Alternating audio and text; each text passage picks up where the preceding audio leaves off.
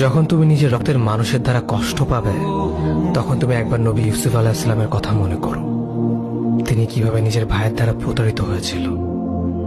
যখন তোমার বাবা মা না বুঝে তোমার বিরুদ্ধাচরণ করে, তখন নবী ইব্রাহিম আলাইহিস সালামের কথা মনে করো। তার বাবা তাকে আগুনে নিক্ষেপ করায় ভূমিকা রেখেছিল। যখন তুমি সমস্যা থেকে পরিত্রাণের জন্য কোনো পথ পাবে না, তখন ইউনুস আলাইহিস সালামের কথা ভেবো। তিনি কতটা সময় তিমি মাছের পেটে আটকা পড়েছিল। যখন তোমার নামে কেউ মিথ্যা অপবাদ ছড়িয়ে দেবে, তখন মা আয়েশা রাদিয়াল্লাহু আনহার কথা মনে করো। তার নামে পুরো শহর জুড়ে কুৎসা রচনা করা হয়েছিল।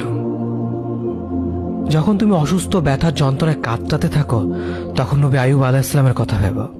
তিনি ভয়ঙ্কর এক ভাইরাসজনিত রোগে আক্রান্ত হয়ে তোমার থেকে বেশি কষ্ট পেয়েছিল।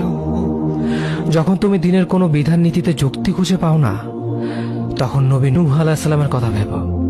তিনি কোনো প্রশ্ন ছাড়াই মরুভূমিতে নৌকা তৈরি করেছিল।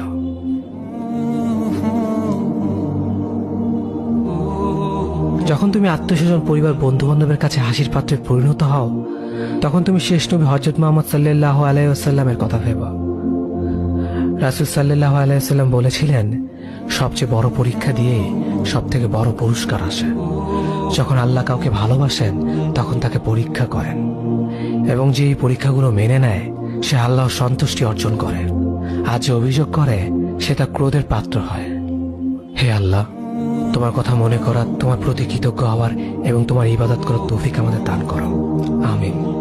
যেভাবে তুমি সন্তুষ্ট হও, সেভাবেই আমাদের পরিচালিত করো।